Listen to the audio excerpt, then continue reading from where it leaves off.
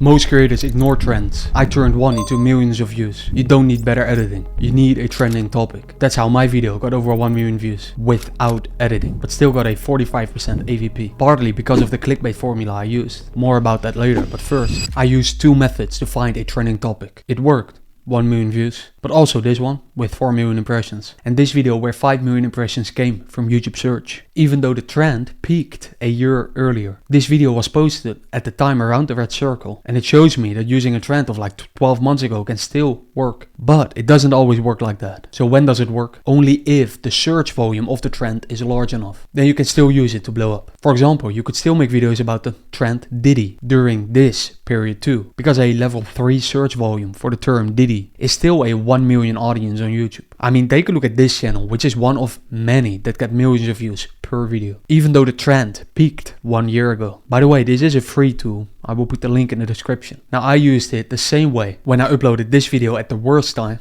after the trend died out from 100 to 3 in Google Trends. But what if you don't have videos in your space with big trends like the Diddy case? How do you still use trends to get an explosion in views? Well, before I show you my clickbait step-by-step formula to get results like this, let me show you two methods I use to quickly find trends for free. That may not always give you 1 million views like me, but still give you like 5 to 10x outliers. Number one is a bookmarks folder. It's simple, but so effective for me. I simply add many news sites, social media profiles of people in my niches, and other web pages that regularly get updated. I will add them to a bookmark folder. And then when I'm ready to write a new video script or bullet points, then I simply right click, open all in a new window. And then I pick the ID with the highest viral ceiling, or the most enjoyable to me, or the fastest to create. Now, if you assume this system is too simple, I'm sure you haven't tried it. If you have tried it, I'm sorry I couldn't give you a new shiny assistant that can scratch your shiny object syndrome. Now, although I have some very complex trend systems, my simplest one have been the most effective from a views perspective. Which brings me to number two, an RSS feed. For example, through a free Chrome extension like this. Oh, by the way, an RSS feed, I see it as like a personal assistant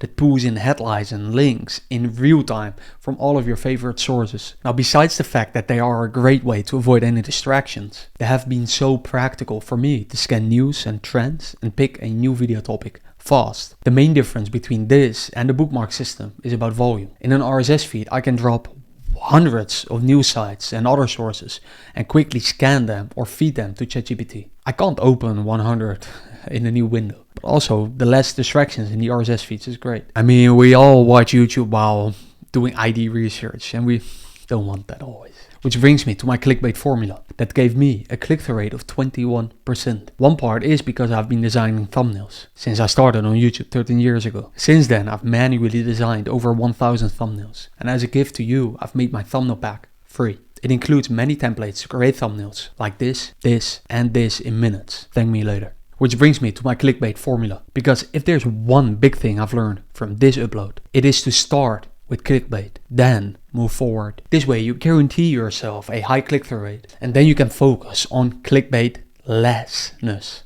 afterward. And this way still avoid a low average view duration. So let me explain my formula that I use for this video through an example. First, ask yourself, like, who are my biggest people in the space? In the YouTube growth niche, many people would name Mr. Beast, right? Or Colin and Samir. And then step 2 is to find a proven title format. In my example, how to edit so good your viewers get addicted to your videos. And then combine the two. For example, Mr. Beast's editor showed me how to edit so good my viewers get addicted. Step 4 is to make it less clickbait. For example, I could reach out to Mr. Beast video editors, or I could find old tweets or old interviews of someone in his team or Jimmy himself, and then make the video like you always do. As I mentioned, some of my videos that blew up were not edited. Now, don't get me wrong, your videos can blow up because of their editing. But if you nail down the clickbait, the famous person or trending topic, and proven title format, you can blow up with a below average video from an editing perspective and still get 45% average view percentage like me. In fact, I only spent 2 hours on this video, but it still got me more than 1 million views. If you want to know how my workflow looks like, with examples and even a checklist for yourself or your editor to duplicate, comment the word workflow and I will send you the details. It's all free, just like my thumbnail pack and Google Sheet with over 70 free YouTube tools. Now that's my gift to you, but if there's one setting that I wish someone gifted me,